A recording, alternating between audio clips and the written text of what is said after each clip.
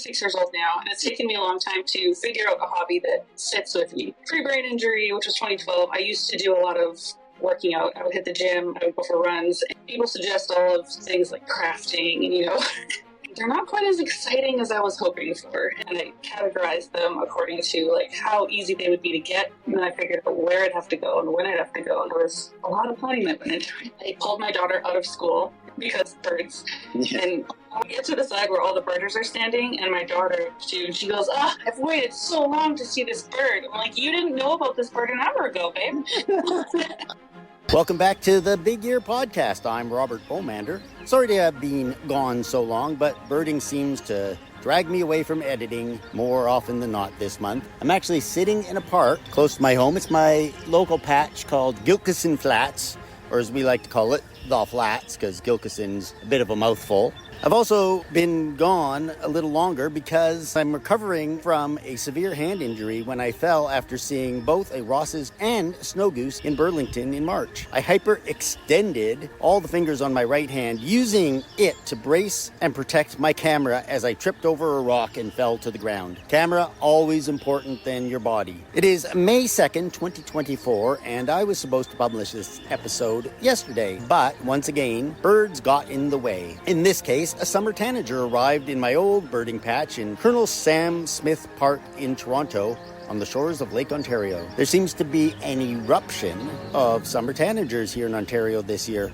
Normally just one or two is a lot for one spring. This year, at least half a dozen have shown up in various locations. I had just seen one in Chatham, not far from Rondeau Provincial Park, a few days ago, but one in Colonel Sam was worth the drive yesterday morning. Second only to my ABA list, my Colonel Sam list is the most important to me. I began birding on January 1st, 2012, and have been birding in Colonel Sam ever since then. The Summer Tanager was number 242 for my park list, which is actually 4 more than I've seen in all of Florida. With migration gearing up, I'm sure to be out birding nearly every day, including a drive to the East Coast along the Trans-Canada Highway. I'll be working on some new content and working on the next episode along the way. This trip, unlike my 2022 big year, will be on a budget. I've got a new air mattress for the back of my Ford EcoSport, and I will be camping most of the nights, probably in WallMart parking lots or the occasional roadside ditch. I might even splurge and get a spot in a provincial or national park some nights. I was inspired to do this trip by Tiffany Kirsten, as that's how she saved money when she broke the all-time lower 48 big year record, and you can learn all about that in a previous podcast. Well, enough of me rambling, so let's get on with the episode. My guest, all the way from the West Coast, is Krissi Martin, also known as Mama Birder on Instagram. Krissi did a double big year in 2022. While I was crisscrossing the country, Krissi was birding locally in 2 counties, not countries, that would be a little much, the Fraser Valley and Metro Vancouver. Big year doesn't have to involve traveling across the continent at a moment's notice to chase a Code 5 bird from across the ocean, and it doesn't even have to be just one big year, as Krissi proved in 2022. I'm going to let Krissi introduce herself and tell us a little bit about her big year. Years, and how becoming a birder helped her in recovering from a traumatic brain injury. So sit back, relax, unless you're driving, which is a great place to listen to podcasts on the way to your next birding adventure, and enjoy. Sure. Okay, so I'm Krissi Martin. As you said, I live in Abbotsford. I'm a mom of 2. My daughter is about to turn 7. My son has turned 3. So I refer to myself online as Mama Birder. I know that because I follow you on Instagram. I will start off by saying that I also have a brain injury. So it's taken me a long time in my life. I'm 36 years old now, and it's taken me a long time to figure out a hobby that sits with me. Pre-brain injury, which was 2012, I used to do a lot of working out. I would hit the gym, I would go for runs, and once I had my brain injury, I wasn't able to do that. So I was trying to figure out what kind of things I could do to occupy my time, and people suggest all of things like crafting, and while I did do those things, they're not quite as exciting as I was hoping for, and they didn't have that element of competitiveness, which I always have had. It's just in my blood. So I am also someone who has had brain injuries, and one of the things I was told was, you should take up knitting.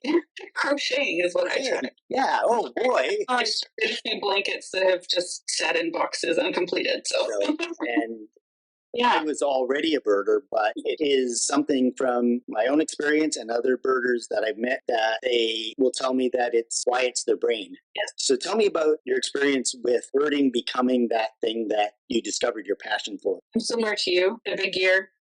The movie was pretty inspirational for me. So I've always loved nature and birds, and probably from about 2009, I started kind of like casually birding. I went to the Rifle Bird Sanctuary and I got my bird book there in the gift shop, and I would go to Mill Lake, which is a local lake, and I'd see all the ducks there. And my one friend, he said to me, "My mom could tell you the names of all those birds." I was like, "What do you mean, like Bob and George?" And he was like, "No." Like, I was like, "Oh, they're all different." And that's when I realized that there's like more than just ducks.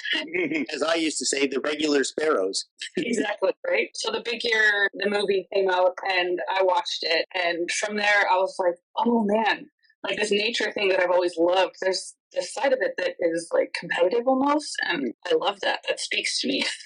Well, I do love slow birding for the quieting my mind. I also love having something to challenge myself. And I didn't want to do a big year as something to compete with other people. It was just about like setting a goal for myself. So it took a couple years of birding locally to figure out like the ebb and flow of when birds come and when they don't, what ones are rare, what ones are like super rare, which ones are never going to come back probably, or which ones they come back every year somewhere. So from 2019 to 2021, when I was doing all that, and it actually really came in handy having all that eBird data, because once I started doing my big year, something that I had relied on in the past was that the year needs emails. And all of a sudden I wasn't getting them. And I was like, what is wrong? And then I realized it's because I had seen all the birds already and getting the ones that others had seen and I hadn't. So having all that information as like a backlog that I could look back on, I went over like my entire species list from 2021 and 2020, and I would figure out like what all the birds were that came, and I categorized them according to like how easy they would be to get, and then I figured out where I'd have to go and when I'd have to go, and there was a lot of planning that went into it. And it's interesting because there's people I've talked to and I ask about the planning and they say, what planning? And I tend to be the rush into it without as much planning as I should. I mean, people asked me last year, is like, well, when did you start planning this? And I started planning it in November. Yeah. Having that experience of data, and data is key to go into 2022 with, must have made it more interesting experience and maybe gave you a little bit of calm. Yes, it was helpful because say I was only at like 120 birds, I would know how many birds are left of how many should be here, and then give or take a few vagrants that may not come back or new ones that could come back, and it helped me to not freak out as much. My numbers aren't like where I wanted them to be in my mind. I'm like, well, my goal is 250 and I've got this many days left. That means I need to see this many birds, and I've only got so many Saturdays to myself where I can go without my kids. And so it really helped to update my list all the time. And I think I became a bird lister because, and this goes back, I was not born in an era where they diagnosed children with OCD and ADHD. Right. And that was it. And there was no counseling or methodology in terms of treating. But once I learned as an adult that that's the condition I had, my entire childhood made sense. Things I would like to play involve keeping track of things and making lists.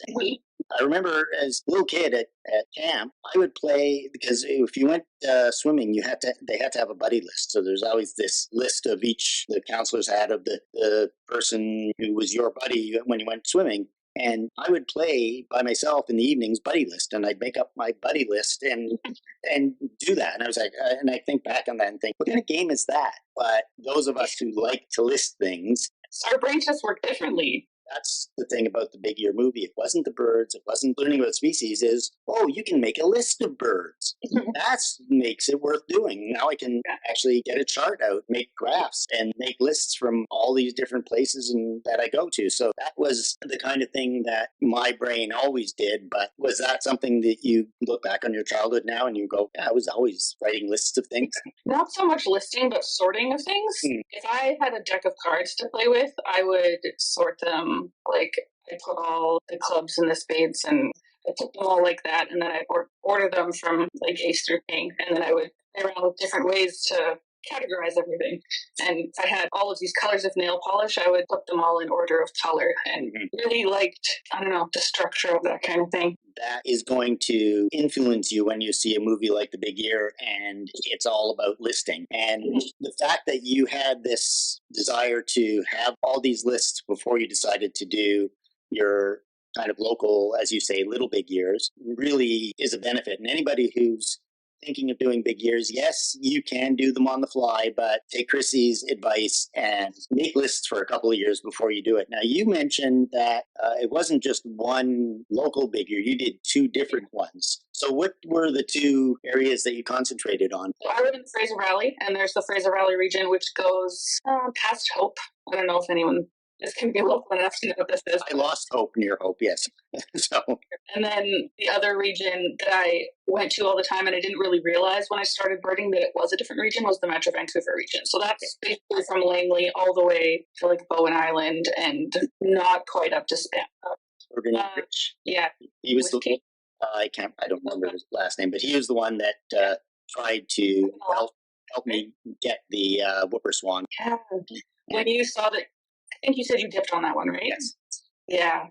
We got it very, very nearly. That one, I pulled my daughter out of school and because birds. And all I have to do is tell her it's a lifer, and she's gung ho. She's like, let's go. Show me a picture. Let's do it. So I had Haley, my daughter, and then my son Jacob, who was, I think at the time, not even quite 2. Okay. And we drove out, and as soon as I was in the parking lot, I could see the bird. Like it had a slightly longer neck, and it was just straighter up. And I got my bins out. I'm like, okay, that's it. That's good. So we get the kids out of the vehicle, and we start getting closer. And then we do a lap around just so the kids can burn off some energy. And we get to the side where all the birders are standing, and my daughter, she uses the binoculars. Kind of works, kind of doesn't. But she can see it without the binoculars, too. And she goes, I've waited so long to see this bird. I'm like, you didn't know about this bird an hour ago, babe.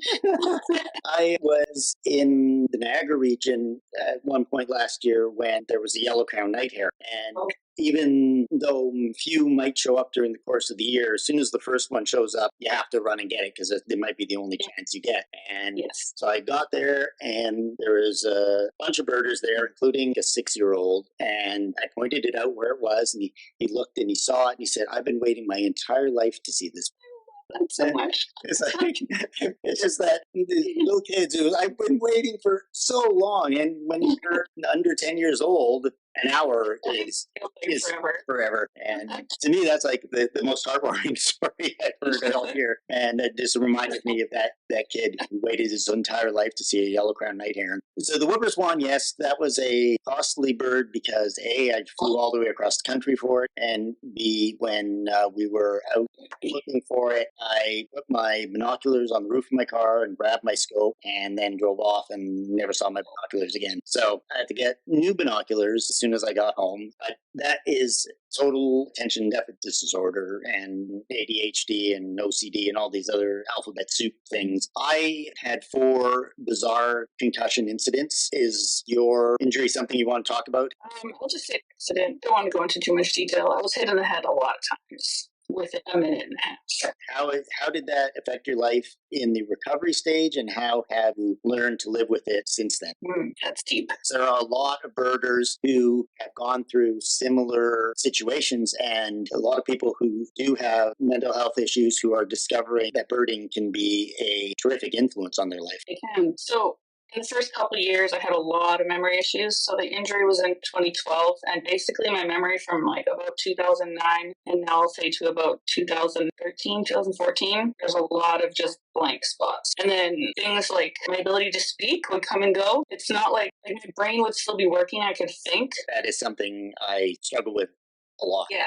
I can have conversations like this without skipping a beat, but as soon as you ask me to recall something, that's my issue right now. Then I start stuttering. So I would mix up words and I would forget things, and it's like my brain would regress to a different point of time. Like, for example, I'm married now, and my husband, his name is Tyler, and I would refer to him as my boyfriend because that's where my brain was when the injury happened. Like, it was then. And it just like goes back to that point. Sort of get into the present and more birding. So the end of 2021 is coming up and you're already deciding to do the Fraser Valley. Both, because I've actively birded both regions and I couldn't decide which one to focus on. Okay, so you had in mind that you were going to do both of them when you started. Yes. Well, I had spoken with other like long-standing birders in the area, and I was like, what would be considered a good benchmark to aim for if I was trying to do a big year? And they said 200 for Fraser Valley, 250 for Metro Vancouver.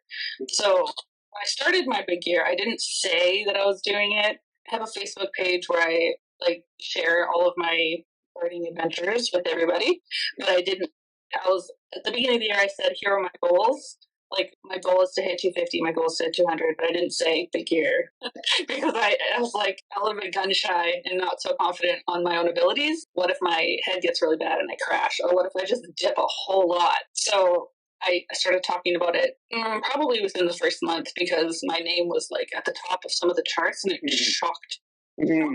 Actually, when I found your name for the first time, I looked up Canada and I was in number 2, and I was like, "Who's this Robert guy?" So I started. It's funny because I was wondering the same thing. Wait. Monica Nugent, I think.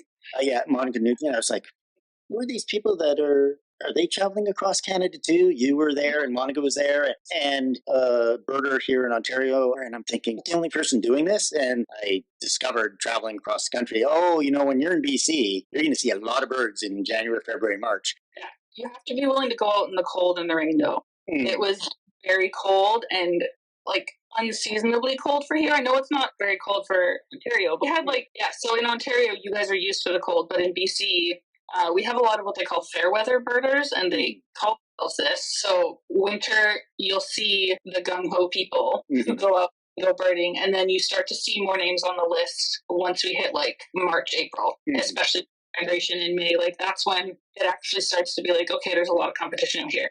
At the beginning, like my name was in first, second in Metro Vancouver for the first time ever, and I was like, oh, that's just because no one else is going out right now. Nobody else. And did you find that it was important to get some birds that you may have been able to get in November, December, later in the year, but you didn't want to risk missing them, and that's why you did it? Mostly just because I really like front loading. I like front loading my year, my months, all of that. But also over the winter in 2021, and this happens every year, we'll have a couple of vagrants that overwinter. And I'm like, I gotta go get those ones if they don't come back in like November, which a red-shouldered hawk out here was the first record for BC, but that was in 2021. So I spent a good amount of time trying to refine that bird. Same thing, I think in like February. It's like, okay, good, check, move on. And did that bird end up staying around, or were you glad you did it? It moved to a different kind of spot, I guess. Yeah, across the fields and the river. The one bird that I raced out there for that I didn't need to was the scrub jay. California scrub jay? Yeah. Why did you say because it hung out for months, and then more came in the fall. So one of our local young birders, Bentley, he's in the Fraser Valley. He's an amazing kid. He was the first one to record breeding activity in the Fraser Valley for them.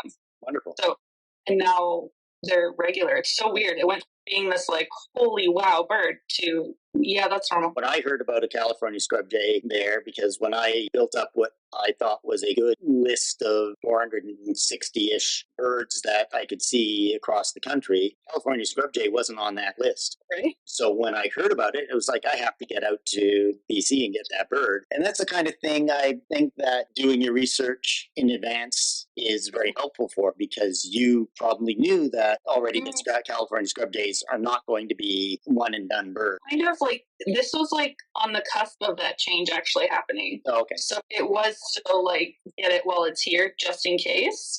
Yeah, they have stuck around. I'm not going to say like, if you go to the spot on the day, you'll see it, but they're kind of a weird bird in that sometimes they are very present and in your face, flying across from bush to bush, and other times you have to wait around at the spot that somebody saw it yesterday and they saw like 3 of them and they were vocal and they got photos, but you show up and it's like skulky and hanging out in the back. And you're like, I think I heard it, maybe.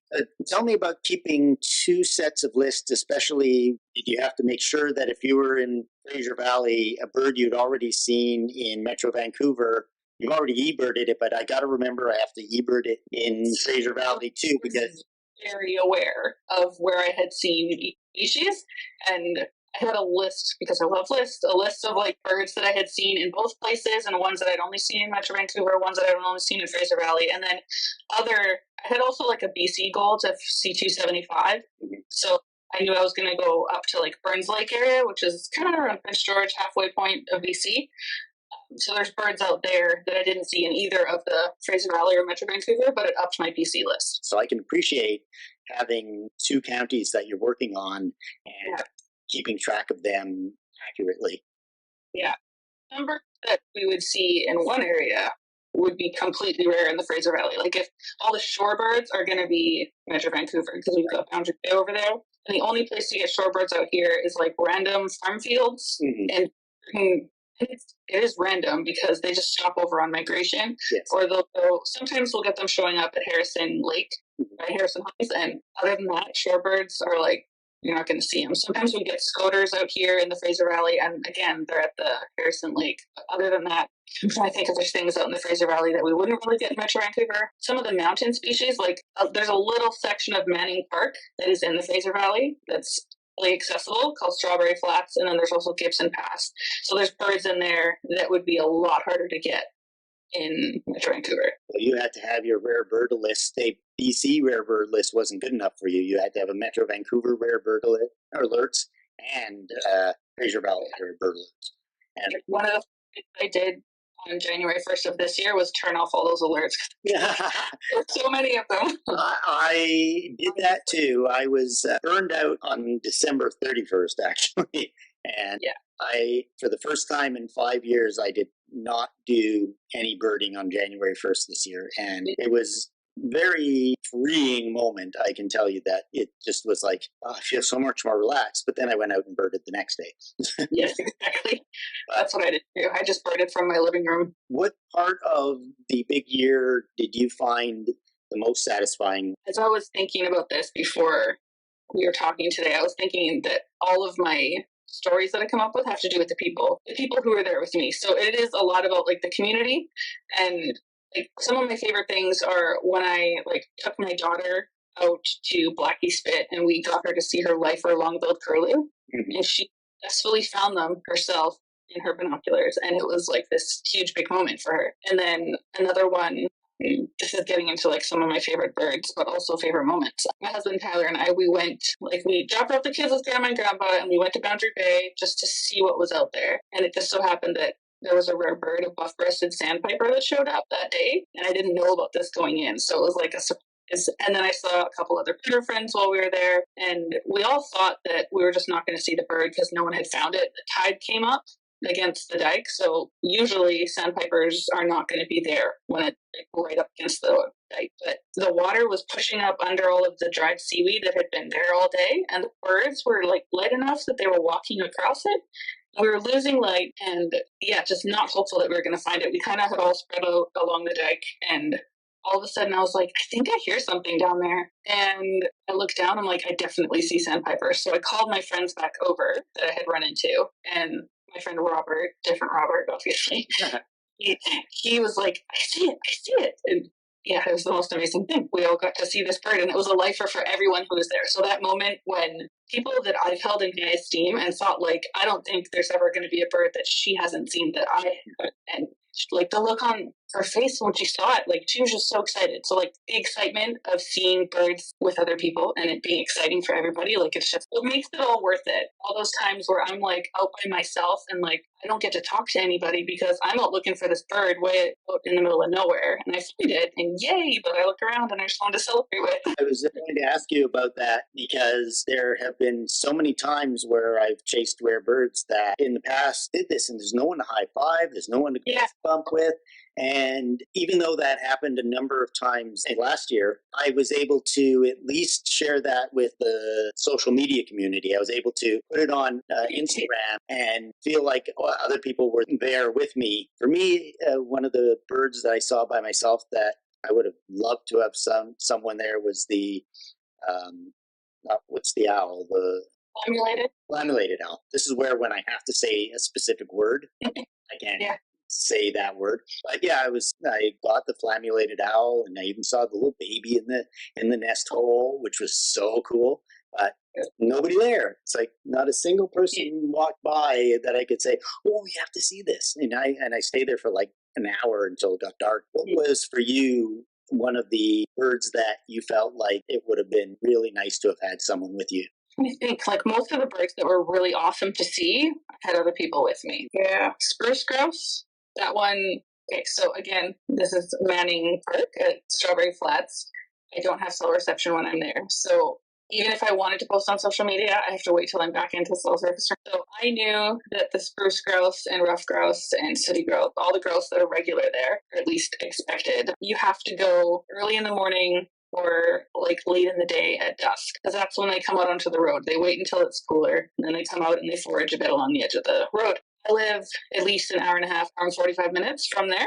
So I didn't want to get up at like, I don't know, 3 in the morning to go do this. So I decided, I talked to Tyler about this. We agreed it was good, because normally on Saturday I would go before the kids are up anyway. So I just put the kids to bed, and then I drove to Manning and I slept in my car at Strawberry Flats so that I could wake up early in the morning as soon as there was light. And then, yeah, I thought for sure I'd see some grouse. I heard the sooty grouse right away, which was great, but ruffed grouse I ended up getting just across the line that I was telling you about like the Fraser Valley a little bit, but on the other side of that line is the Okanagan, and that's where I saw the ruffed grouse. So got it on my BC list, but not on my Fraser Valley list. And then still hadn't seen the spruce grouse, and I ended up waiting until like the end of the day. So I really didn't need to go there that early in the morning. But yeah, I came out at dusk and good views of it. And I got photos, which once I was in range, I emailed my eBird reviewer and I was like, pretty sure this is what it is. Can you confirm for me, please? So I think that's one of the wonders of our modern birding era, is that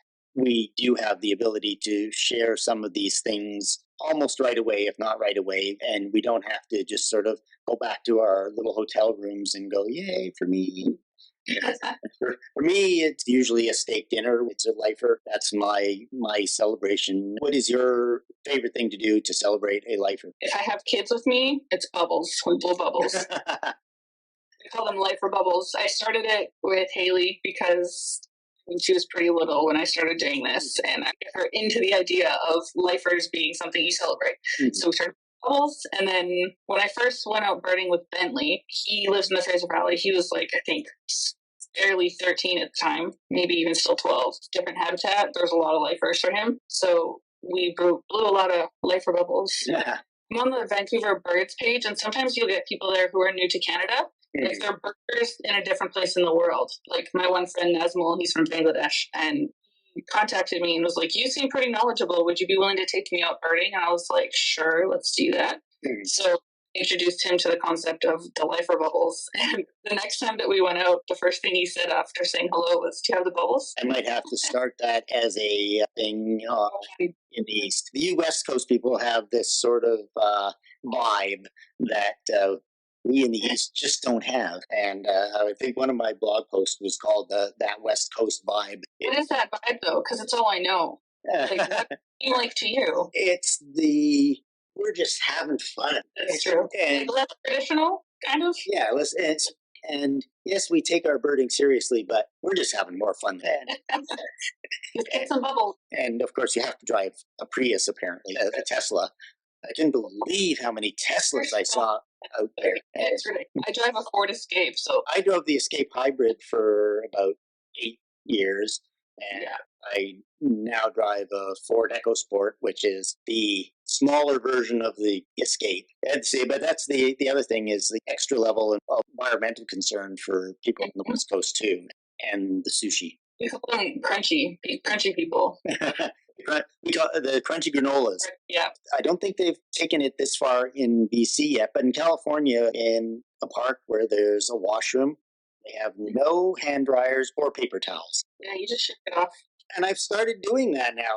If it worked in California, it can work wherever I am. Tend to not use the dryers as much in the warm weather now, because I learned something from the West Coasters and your West Coast vibe when we got out there. I birded in Ontario, but it wasn't with like a bunch of other birders. We went to Point and it was in the off season, so it wasn't like whole vibe of birding going on. Like I don't think I saw another birder while I was there. That's what happened for me when I went to McGee Marsh in Ohio in the summer, because I had been there in migration and it's fantastic, but it was fun to go there in August and be the only person on that boardwalk.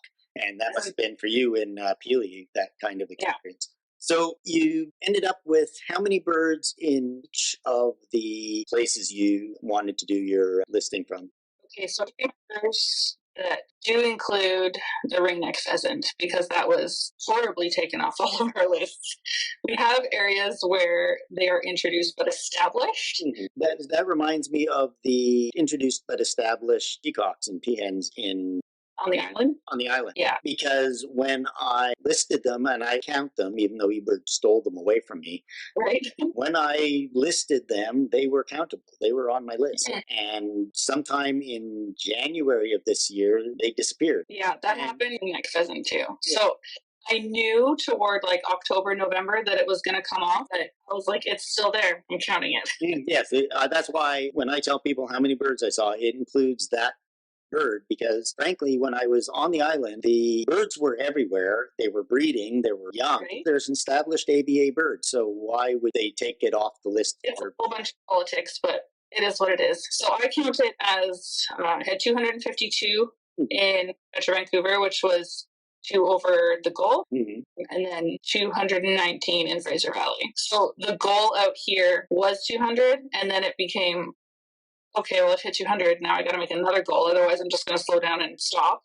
So I'm like, okay, we'll try for 215. And then I looked at the history, and I was aware that 215 was the record for the Fraser Valley. Okay, so let's go for 216. And I did. And that was honestly one of the most amazing moments. But okay, I have to say that is actually my answer for the one that I wish someone was there for. Because it was a sandhill crane. It was a yearling. It had been born that year, and it was off track. This was in like September or October or something like that. I saw the bird. I had somehow not seen it at its usual spot. And I guess it was like meant to be that I was going to see it here as bird number 216. So I saw it and I took a little video and I was like, it's the record breaking bird. And I was so freaking proud of myself for breaking this record. Like, I didn't think I was going to hit 200 partway through the year, let alone record as like a young-ish female birder. Like, I guess I don't want to say underdog, but a lot of people might not expect that I would be the one to do that because I'm a mom with young kids, whatever. So I was really proud of myself, and then there's no one around. So I drove to this other birding spot that was nearby, and I ran into my friend Ed, and I told him, I was like, Ed, I just broke the record. And he's like, are you serious? That's so cool. And we have this friend, you may know his name, Wayne Weber. He passed away, but he was like my birding idol out here. And Ed knew this, and I actually met Wayne when I was with Ed, and he saw how excited it was to meet him because I'm like, he's like a legend out here. He's amazing. And he's just like, he's the sweetest, chattiest, talk to anybody about birds kind of guy. And he really inspired me and helped me, yes, be a lister, but also just like enjoy the birds, you know, just chill a little. So I always have taken that kind of concept from Wayne with me, and he had passed away at this time, and I saw Ed, and we were talking, and he said, Krissi, I'm really proud of you, and I know that Wayne would be too. I was like in tears when he said that, because I had thought of him. I'm like, I think of him when I hit these like listing kind of milestones, you know? He was a big lister in BC for a very long time. If you look at like the all-time list for BC, his name's up there, and he's something to aspire to if you are a birder or newer birder. Yeah, it's pretty cool. That is a fun, amazing story because we tend to sometimes focus in on ourselves and what we're doing, but every once in a while, especially me, I step back and think of all the people that I've met over the years that have inspired me and helped me, and the number of birds I've seen would be nothing without all the people that I've met. And the birding community, I have discovered, is just really the most amazing group of people I've ever met. We like the competition, chasing records and numbers, and yet there isn't a single, if you want to call this a sport, that is a competition that your chief competitor will take the time to help you. Yes. Another bird that may end up costing them the win. You know what's that is? The guy who told me where to find the sandhill crane is the one who I was in direct competition with. And I texted him right away, like, thank you. Like, this is amazing that you, of all people, would tell me where to find this bird. It's just, birders are good people. I can't tell you how many times I've just walked 3 kilometers back to my car and ran into someone who was looking for a specific bird and tried to start explaining where, and then just said, let's just go, I'll take you right to it. And how many times other birders have done that for me. And that is just part of this community that I have discovered, because I will honestly say that I'm a bit self-absorbed. Sometimes I think everything's about me. I tend to forget that there are other people. I sometimes don't say thank you when I should. So one of the things that's helped me with my cognitive issues and my OCD and everything else is the fact that this is a community of people that very much get who we are, no matter how many different quirks we have. We're a community full of nerds and geeks and people with quirky wardrobes and quirky habits, and we all have our different ways of listing and thinking of things, and that we all get along. And collectively antisocial kind of group. Birders are probably the most social, antisocial people there are. I like to go around, but do we have to talk? Like, standing next to someone looking at a bird, that's good. Yeah, that's enough. I really don't have to shake hands and say, so what have you been up to? How you doing? we know how they've been doing. They're looking at birds. That's how they're doing. Hey, what was the rarest bird you saw during the course of the year? Rarest bird. The biggest chase you had to do? I'm going to say the most unexpected one. Okay. Is an acorn woodpecker. Ooh, that was there last year, and I didn't get to see it. So it was the October Big Day, and this is the first global big day that I had not done like sun up to sundown kind of birding. I did a guided bird walk that I was leading. And I was like, this is very selfless of me. I'm going to use my big day to go guide newbies. It was wonderful. This was also during my big year. So I was like, I could be going out chasing whatever, but I love new birders and the joy that comes from them. So I did that. And then probably around like noon, I started heading out from Burnaby, where the walk was, over to Richmond, because I was like, that's where I'm going to clean up on my shorebirds, whatever. And then I got a text. So, future Robert here, I've come back in time to tell you that at this point in the conversation, there was a telephone glitch and we got disconnected. So we had to pick it up from where we left off, even though we kind of both forgot exactly where we were when we left off. But she had just gotten a text about the acorn woodpecker and went on to tell the fabulous story of how she found it, which we do not have the recording for, so I apologize. But we are going to pick up where I came into the story thinking, oh my God, how did I not know about the acorn woodpecker during my 2022 big year? We're going to continue on as if nothing happened. So the acorn woodpecker was one that I didn't even know I missed. Oh no. Which is, now I'm like, what's the bird you regretted the most not seeing? It was the acorn woodpecker that I didn't even know about until June of the next year. It was there for, I want to say, like 3-4 days. I didn't get great photos. And what was the biggest miss of the year? One that I think is actually kind of funny, and it's all woodpeckers on this list. So Lewis's woodpecker. We usually get a pair that stops at the Hope Airport a year or two, and I had gotten it the previous year and the year before that, but not this year. So I was kind of annoyed. And then there was one that showed up at a spot that's like easily walkable, pretty close to my house. And I had the GPS point like where it would be along the trail. And I'm walking. All of a sudden I see a bear on the trail. I was like, turn around now. Bear, woodpecker. Yeah, I booked it up. Yeah, I'm going to leave now. Yeah. What advice would you give to a young birder who says, I think I could do a smaller big year or any kind of big year? Do a lot of planning. Make lists. Make lots of lists. Yeah, make all the lists. And also just be gracious with yourself and have fun. One of the things that did happen to me is that probably around like November, I was just like getting burned out on chasing. And I was like, this sucks. I don't want to hate birding. Birding's my favorite thing. So, like, if you feel like you need to slow down so that you can keep enjoying this, slow down. It's okay. Make your goal. That's okay. As long as you still love birds by the end of it. Yes. Don't make a big year make you hate birds, because that would be tragic. And the other thing I would say that I would change about my year is not looking at the top 100, like, ever. Because it kills my joy. Because, like, I can get a brand new bird or, like, 10 brand new birds And if one person is ahead of me, it changes my perspective, and that's not cool. Like, I'm not doing it for them. Mm-hmm. That is true. I exceeded all of my numeric goals, all of them. Well, thank you so much. I started off with just talking to people who do ABA big years, but as I've been talking to more and more people, it's some of these smaller big years that really show me what birders can do and what can be an exciting and important part of their birding lives without spending ridiculous amounts of money and flying ridiculous amounts of miles. But I'm glad there are people out there that take pride in the smaller big years, the little big years. Well, thanks very much, Krissi. I had a great time talking to you, and I'm sure we'll talk again at some point, and I'll make sure to find you next time I'm in BC birding. Yes, do that. I will talk to you again soon. Thanks for having me. Bye. Well, I'm going to keep this short so I can get back out and looking for spring warblers here in southwestern Ontario in general and right here in Gilkison Flats in particular this morning. I hope you enjoyed the show and were inspired by Krissi's story. Birding, whether chasing rarities, doing big years, or just slow birding, is an amazing way to contribute to your mental health. Whether, like us, you've suffered brain injuries, have COD or ADHD, or just want a fun way to practice mindfulness.